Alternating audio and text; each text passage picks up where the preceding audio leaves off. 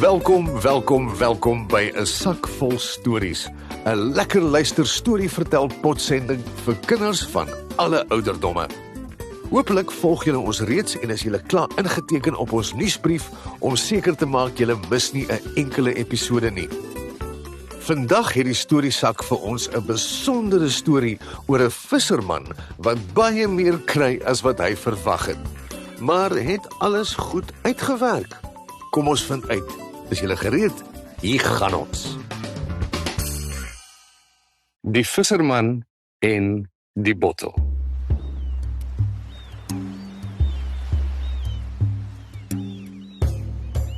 'n Arm ou visserman het op die rotse gestaan en vis vang. Hy was besig om 'n baie slegte dag te hê. Ek gooi hierdie vervloekte net oor en oor die see in, sug hy. Maar elke keer is daar net mooi niks. Die eerste keer wat hy sy net uit die see uittrek, was daar niks behalwe 'n ou stewel in nie. Die tweede keer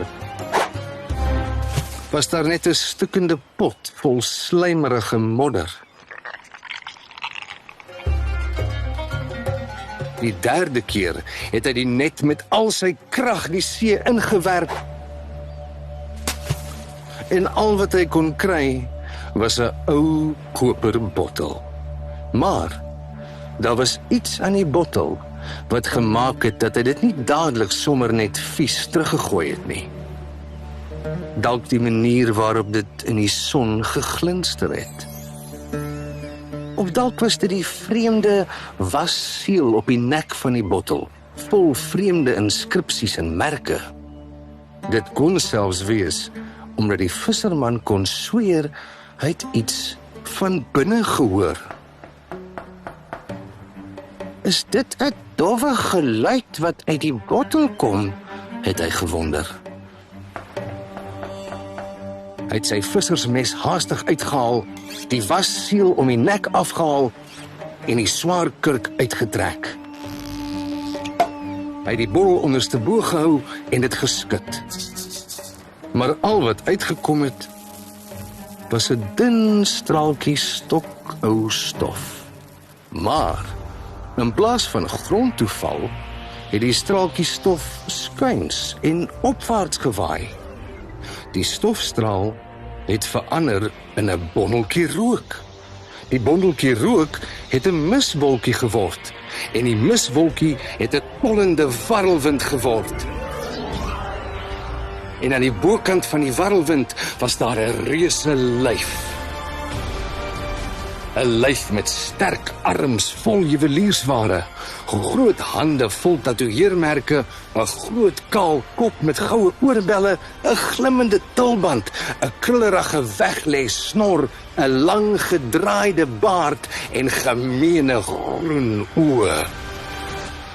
Ek hoor hoe jy vra, wat? 'n Warrelwind met arms en 'n kop? Wat 'n soort kreatuur kan dit wees? Wel, as jy die storie van Aladdin onthou, dan weet jy, die visserman het gestaan voor 'n reuse djinn.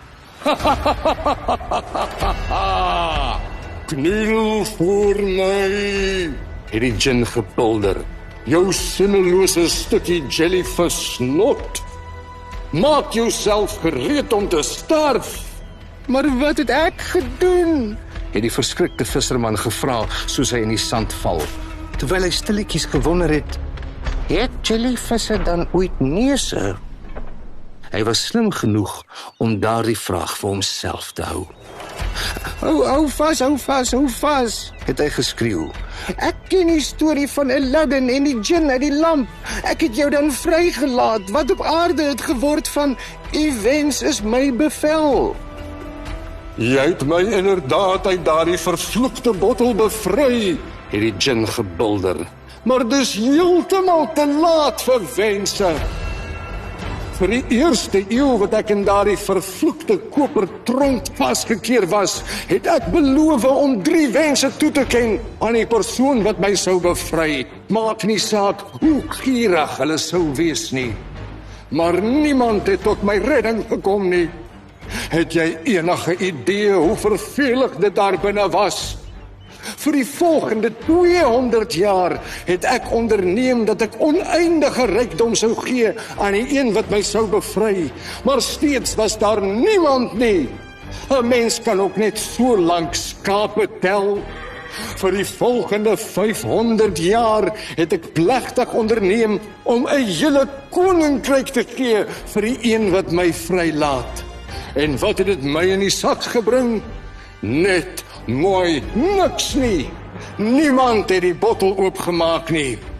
Toe het ek het eed afgelê dat die volgende mens wat ek sien gebuk sal gaan onder my mees wreedaardige wraak. Ek was vir 2000 jaar in daardie verdomde blik vasgekeer. Ek het skape getel, 2.312.000.000.000, wat ook al. Dit was baie skape, gehoor. Soos ek sê, 2000 jaar, en nou is jy die een wat die eer gaan hê om aan die ontvangkant te wees van my wraak. Berei jou voor om te sterf. Die visserman het geril soos die djinn 'n enorme geboë swaard, 'n saber, uit sy lyfband trek. Hy het vinnig begin dink. Hy moes 'n manier kry om homself te red. Tot die djinn se groot verbasing het die visserman vriendelik vir hom geknipoog. "Kyk my liewe chom," het die visserman gelag. "Dis nou genoeg van hierdie nonsens. Die manier hoe jy sommer so uit nêrens verskyn het was 'n baie goeie toertjie, maar ek moet jou sê, ek glo doodeenvoudig nie in toerkuns nie. Dis duidelik net baie goeie oorverblindery. Knap gedaan, man, knap gedaan." "Wat bedoel jy glo nie in toerkuns nie?"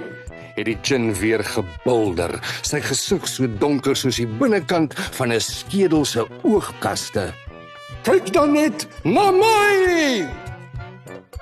"Stel, towenaars en djinns en towersprekers, niemand glo meer in daardie nonsens nie.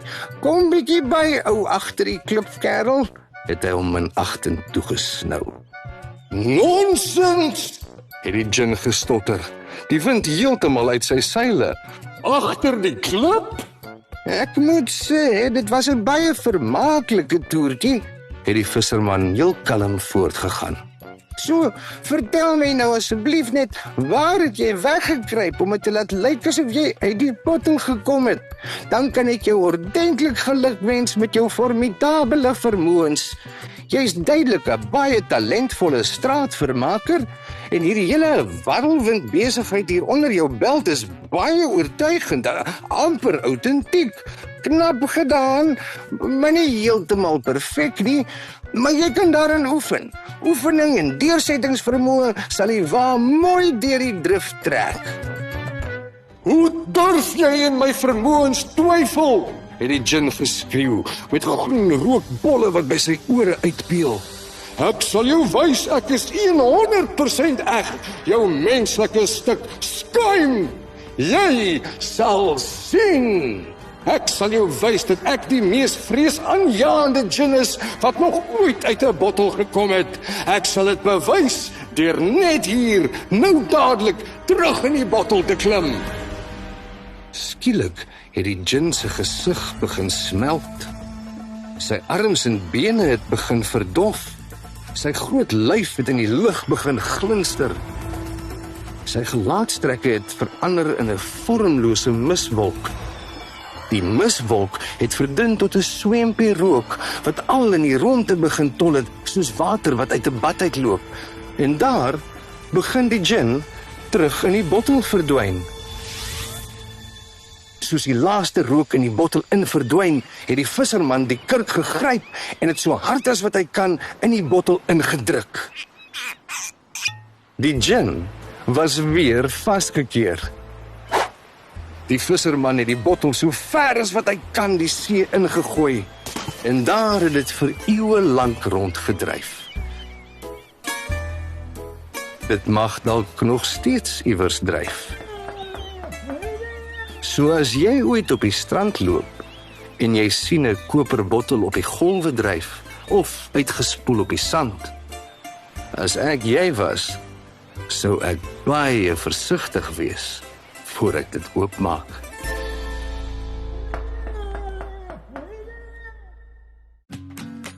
Daar het jy dit.